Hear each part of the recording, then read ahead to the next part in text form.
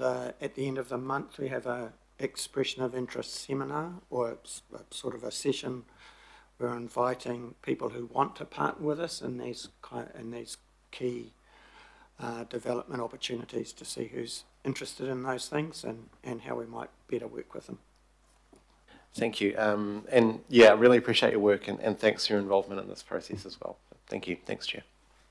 Kia ora, Councillor. Councillor Newman, online. Yes, thank you, Chair. My question, and I too reserve my right to speak. These costs are just eye-watering. Even option 1 is eye-watering. In table 2, at para. Actually, no, it's table 3, development contributions, funding sources for shortlisted options, CapEx only. In option, at table 3, which I set out on page 11 of your report, at option 1, you're talking about $269 or $270 million in development contributions just at option 1. Do you have the aggregated? Is that an aggregated figure for the 4 priority areas? Because you have the percentage of total at 44%, but I would imagine for Northwest and for Drury, the percentage of the total should be significantly higher than 44%. They're absolute greenfields, and I would have thought that the number should be well north of 50% there. For Faux and Flatbush, I would imagine that the percentage of the development contributions would be lower because you're talking about a service level opportunity for existing communities too, which would mean it would weigh heavier on the rates side. But do you have the numbers for those priority areas by priority area for the development contributions in each location? Because I would have thought the number needs to be significantly higher than 44%. These are just eye-watering costs, excuse the pun, but no pun intended, but these are just so high that to me, growth is going to have to pay a lot more than the numbers here suggest. And if it doesn't pay for a lot more, I have no idea how the ratepayers are going to afford any of it. So the cost here includes also renewals. So the building cost and renewal cost, and those facilities are fully renewed, which our existing network is not. We know that for Drury, as you said, it's a brand new greenfield area. The DC costs about 90% of the cost, and then it goes much lower for Faux and Flatbush. Flatbush is probably 20% because there's a high level of service gap. Yep. And Northwest, again, there's a level of service gap, as I just mentioned to Councillor Anderson, so it's about 50%. So Flatbush has the least proportion of development contribution, and it's probably a result of council investment lagging so much, that that facility has been in the pipeline for probably over 15 years now. So our ability to recoup cost has been lost, from development contribution has been lost. Okay, and sorry, what was Faux? Because you had Drury, Flatbush, Northwest, and Faux. What's Faux? About 60%. 60%. Okay. So, sorry, can you just you talked about the figures in table 3 for the shortlist CapEx only include renewals. I'm surprised by that, because in table 3, the first options 1 through 4, that's development contributions brackets including interest. Why would you put renewals into that cost? For development contributions would pay the upfront CapEx only and the borrowing cost around the CapEx, but it wouldn't fund development contributions. Don't fund renewals, nor should they. That's the advice we have from finance, that development contribution pays for. Okay, development contributions don't fund renewals, nor should No, they. you're correct. So that's a mistake. So probably, yeah, that's my mistake. So the capital expenditure includes renewal, but development contribution, as you correctly pointed, does not include interest, but not renewal. Sorry, my mistake. Okay. And look, I mean, I too want to kind of get this clarified with what these all mean by definition. I mean, I just don't think that new aquatic centres should include council-funded gymnasia. I think that there's a market for private commercial gyms, and so do you have? Is there a definition that's available, or is this subject to scope creep every time the architects and policy people come in and say, "Oh, we'd like this and like that"? I mean, these are pools. They don't necessarily have to be gyms. You're correct. So we could have a simple pool center with no leisure.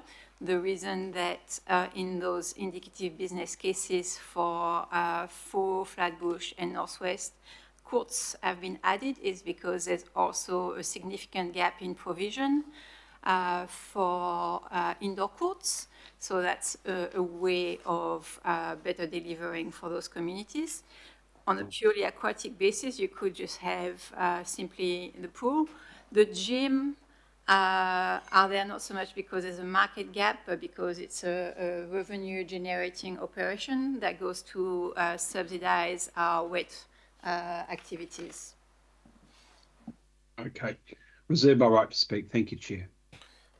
Kia ora, Councillor. Yeah, it would be good if this is passed today that we have clearer delineation between the cost of the pool and the fact, using the land with some court space when we've got car parks and toilets and everything else is a good idea or a bad idea, and whether, what the trade-off is there. Because I think in some cases having the staff and the admin for courts and pool is smart, but sometimes it might be just a pool. But I think if we're focusing on aquatics, it does get confusing with the cost if we kind of separate out aquatics, but also dealing with our hard court shortfall.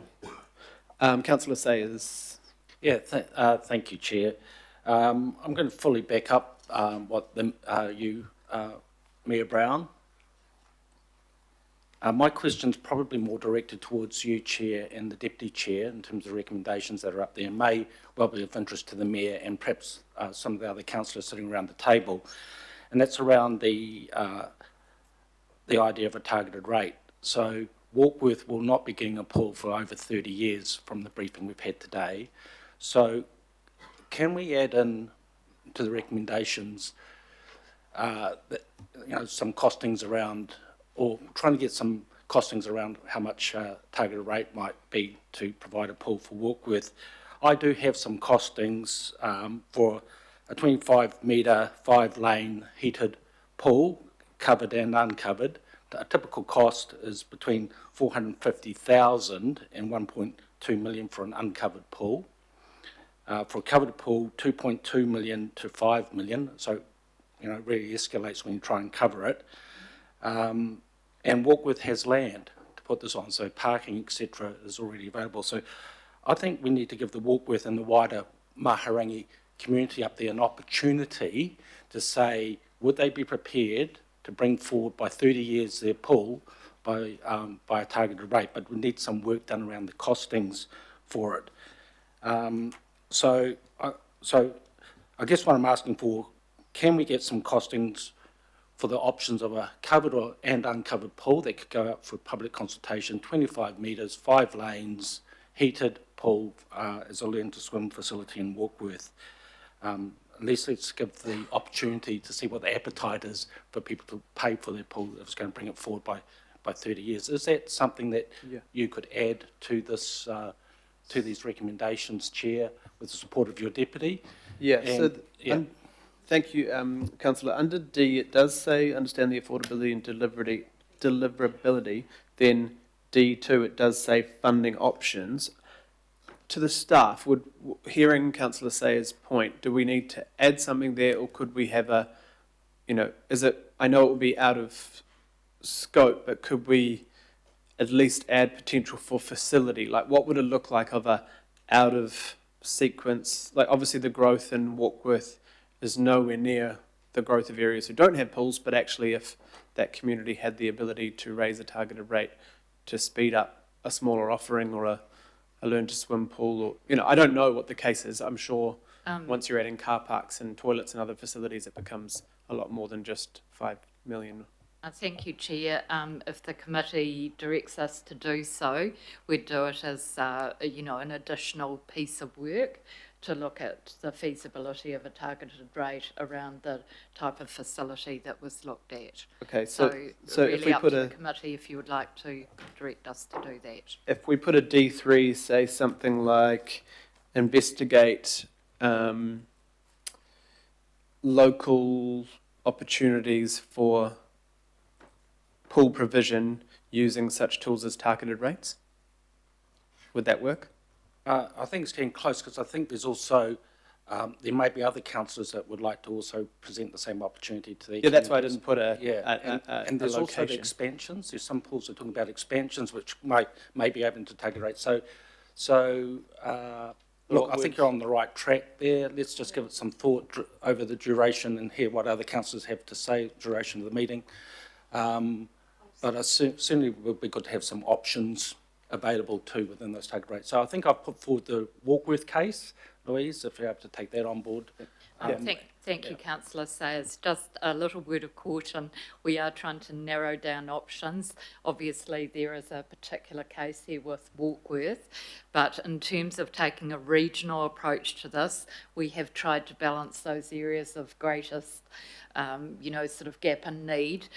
So I just caution that we don't expand out too much. We are actually trying to narrow options so that we can come back to you with further detailed analysis. I think if we put D3, it leaves it open for a board to say, hey, we want to put 60 grand, I'm just randomly throwing a number out, to investigate a program of work, and you guys could, lean into that specifics. I just don't want to close off the opportunity, as Councillor Sayers said. It might be a learn to swim pool that comes forward, and then later on there's a larger opportunity. But yeah, it's more provision. Say if a local board wanted to fund a bespoke targeted rate or an investigation or a plan, then I think we should try and at least offer the opportunity. Are you okay with that, Councillor Ferry, adding it in? Okay. And Richard, Chair, do we need to mention that's for the LTP process? It's all for the LTP. Like D covers that. Okay. Long-term plan decision making. So yeah, but we will need probably something from the local board if it was a specific, because the team can't kind of pick a mix broader. Thank you, Councillor Patterson-Hamlin. Thanks for allowing me to ask another question, and I'll also reserve my right to speak again later. But it just came up with what some of the others were saying. The facilities we're talking about include generally kind of a 25-metre pool, a learn to swim facility, a leisure pool, and that's so that the people doing the lane swimming don't inadvertently become part of Lucy's 12-year-old birthday party or whatever. And the recreation facilities. Now, what I was told as a Whai Local board member is that those facilities are kind of a non-negotiable because they pay for everything else. Is that correct? Well, they are negotiable. Everything is negotiable.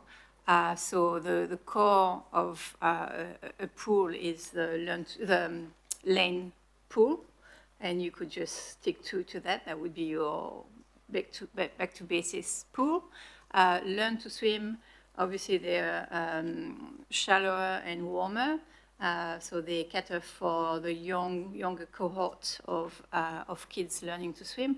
They also can have a therapeutic service element. So that's kind of future proofing for older generations. And also we know that we have a lot of people with chronic disease, so that's useful.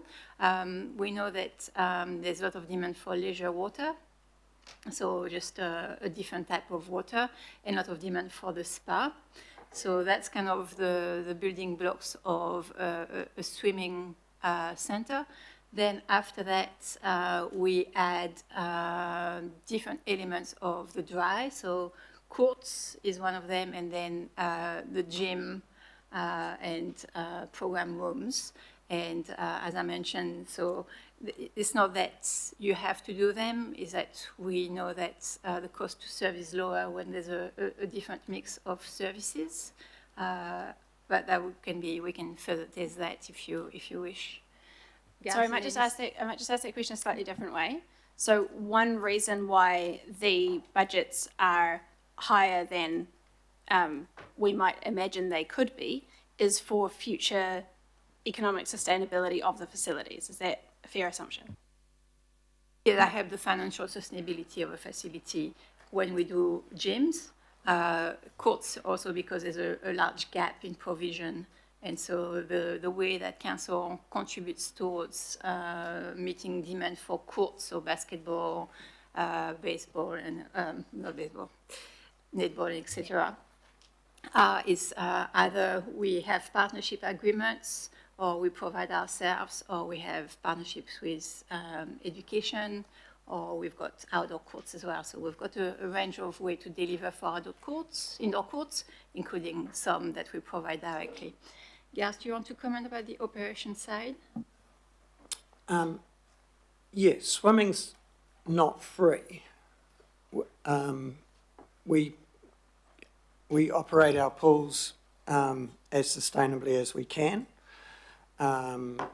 We have an incredible community benefit, which is under 17 free swimming, but we capture most of our expenditure through a variety of different ways. So we run quite profitable programs, including fitness centres, learn to swim schools, and different programs that both benefit the community but they contribute to as well. So it's more that the community subsidises our facilities than we provide everything for free.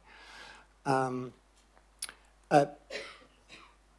it's a kind of a balance of what each community needs, because families favour recreational swimming but also learn to swim, and a young active community will also use our lane pools for both club swimming, education, and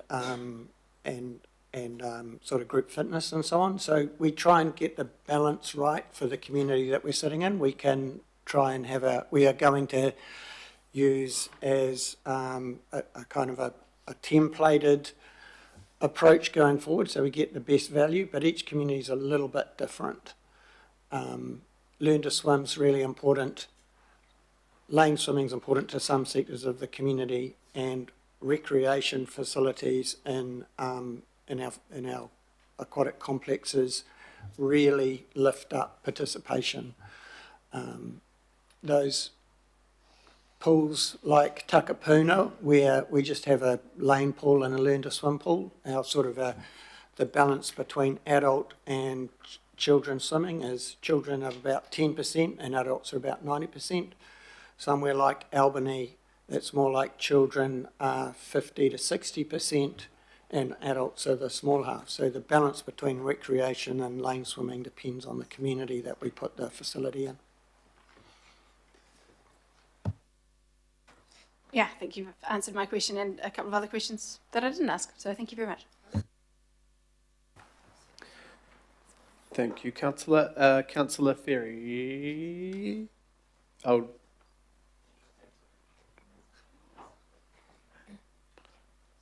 Should I just go to Councillor Turner? Yeah. Councillor Turner, welcome. Thank you. I was trying to listen as I got in here, but it was a bit broken, so please. There's a pool in West Auckland at Pars Park, the swimming hole, That's our facility, right? No?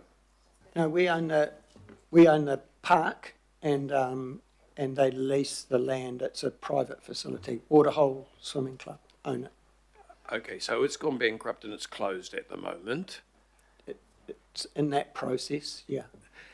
And so what do we do about the fact that, you know, where's the ability for us to work in those sorts of areas and, you know, revive something like that so we don't lose the facility? Is there a, you know, is there a value option there for places like that? So under option 3, and we didn't mention it verbally, so you might not have seen it on the screen, but under option 3, there's a partnership facility, which is meeting the need of the West Auckland communities, and that's partnership with Waterhole, where we would look at redeveloping the facility and seeking a partner to operate. So that's obviously at the program business case is just very high level. There would need to be some work to do on expression of interest, but that's part of that option 3 group of options of interventions. And so just thinking about that one facility, and I'm not trying to advocate for that facility in any way, I'm just using it because I understand the facility. How do we work with the private sector? The problem I have is that I have lots of examples of when we work with the private sector in a situation like this, we're the people who deliver expectations which come with unbelievable extra cost. You know, how do we have a relationship with that site to revive it? Where do we put in our? Do we demand the facility standards? I guess it's any partnership, you would have to be clear when you enter into the partnership as to what your expectations are, and it's a contractual agreement, so you will also have to be clear as to what would happen if those expectations were not met. So that's the basis. Maybe Louise could speak to that a bit more. Look, it's very much, I think, it's very much a negotiation, so it's understanding how far the business or other interests are prepared to go. At the same time, I suppose, using our information about what standard of provision we're hoping, but it is very much a negotiation, I think, and building that relationship with whoever might be the potential partner. How many aquatic facilities of any type are there like that one? Not, I don't mean in its state that it's in, I mean where we've got it sitting on our land. I think there's only one other one, which is in Glen Innes. Thank you. And last question to you, Mr. Chair, if you could. Just from my understanding again, say this whole meeting individually voted for only portions of the resolution is still seen as passing unanimously. Is that correct? Well, no. If someone said note against something, it would be noted against something. But it's still a pass. If I say that, it's correct, it's still a pass. So if everyone was to do that, it would still be 21 or whoever votes passes, correct? Which would be considered a unanimous pass. I mean, I'm keen to put it as a whole because it makes sense as a whole, but I'm not going to stop anyone from saying note my opposition to. Thank you. I'd like to reserve my right to speak. Thank you. Councillor Ferry. Kia ora, thank you. Sorry, I've been negotiating about some new wording for 3, which I understand that Councillor Sayers is now cool with, that I've sent through. And it sort of addresses part of my, one of the questions I was going to ask was around sorry, I have to get the words around the right way, Maungawhau to Morningside corridor, which is called out in the city deal and is likely to have the potential for a population increase along the size of Drury. and at the moment we have only option for potentially increasing capacity that might serve that area. So again, it's that opportunity for locals to potentially look at local solutions, noting that they will have their own capex too.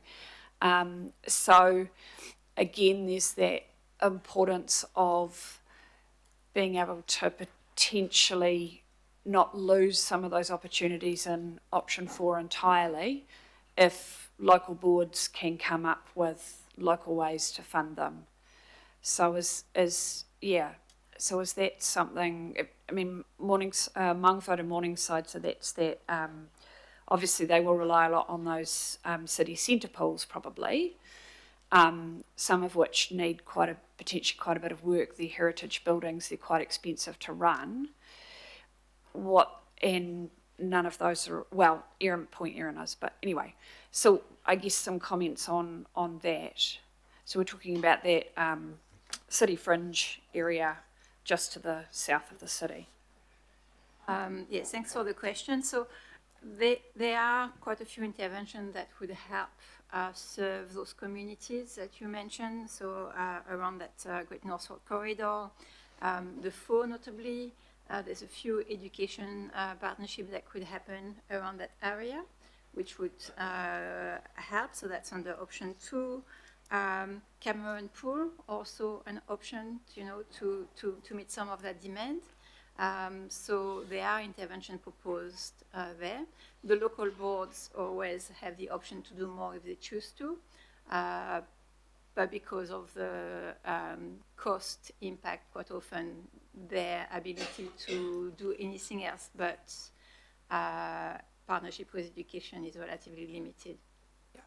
So on that partnership with education, and one of the things I'm aware of is that one of the reasons we have this problem is the withdrawal of school pools, right? And which has happened over the last sort of 30 years. And so while we might want to have more community access grants, that doesn't mean there actually are school pools in the places where we would have a gap. So is that something that you'll look at in the next phase, is lining up that kind of stuff? Because, I mean, we could say 30 community access grants, for example, and wipe out a new build, right? But actually, if there aren't school pools or other facilities that we could partner with in those areas, that's not going to work. So we've already identified potential schools that we could partner with. I won't say the names in public because we have not approached the schools, so it's a bit commercially sensitive. But there are quite a few in the area of west of the Isthmus and West Auckland that could be potential options going forward. Okay. And so just on that, there's also limitations too. So my youngest attends a school that does have a school pool. I think it's the only primary school in the area. There might be one other one. Anyway, not the ward, just the local board area. And they use it in term 1 and term 4, but it's really cold and uncovered. And so in term 2 and term 3, they bus the kids to Cameron pools, which adds stress on that pool. And so if we're saying, they're not the panacea, I guess, that some people might see them as. So is that something you've taken into account, the seasonality of many of those school pool facilities?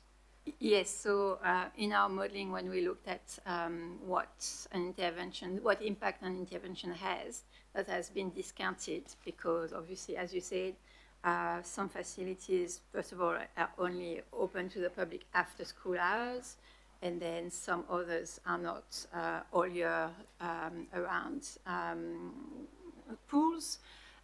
When we looked at the partnership with education, we looked at two types of things. We looked at that OPEX grant, where we give a grant to a school for public access, but we also looked at CAPEX grant, where we can improve a facility, maybe cover it, so that it can be used all year long. So there's different options to increase capacity and better use of the pool.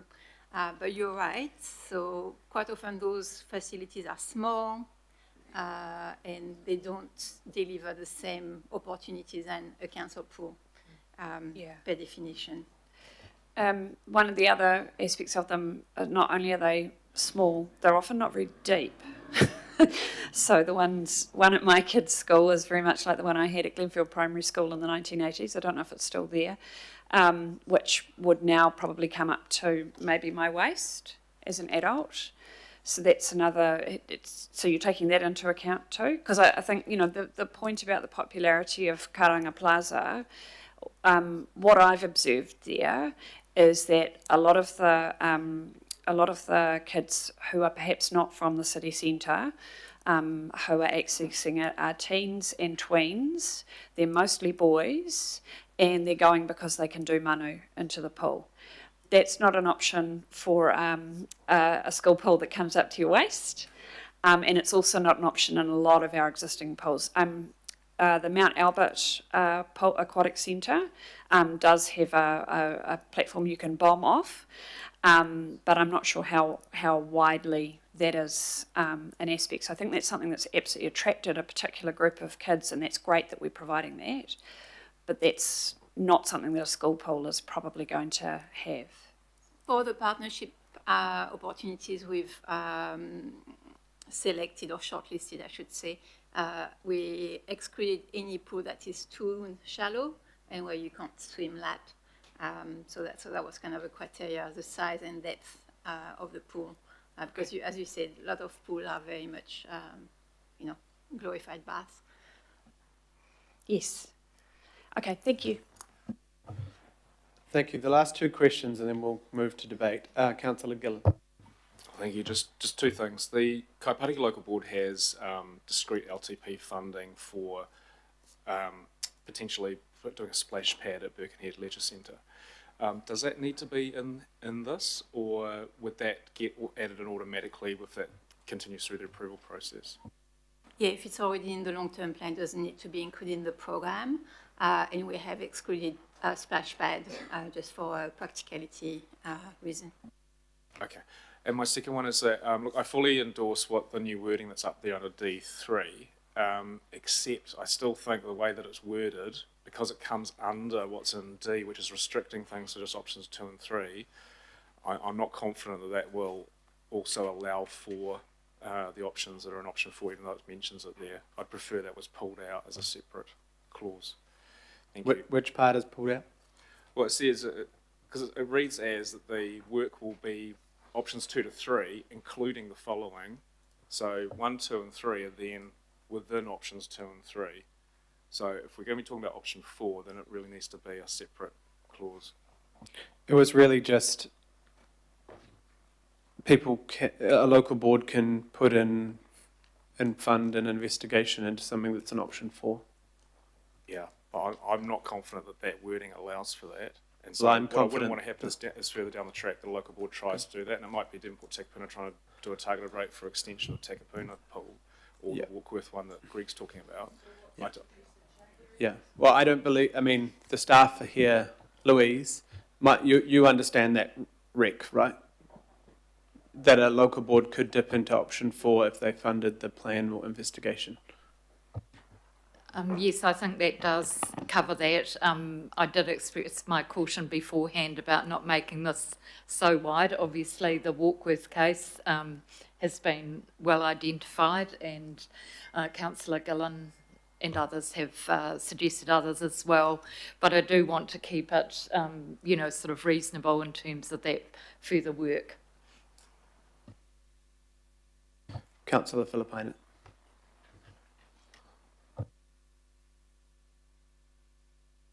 Atamari, he mana to you, Chair, good morning. Atamari, piti komiti mō mātai mahi, e te iwi whānui to kaimahi and to the party. Chair, my partai is firstly, role to you and the team, slide 3, the problem we are trying to address, and it's got findings from Network Review Sports NZ.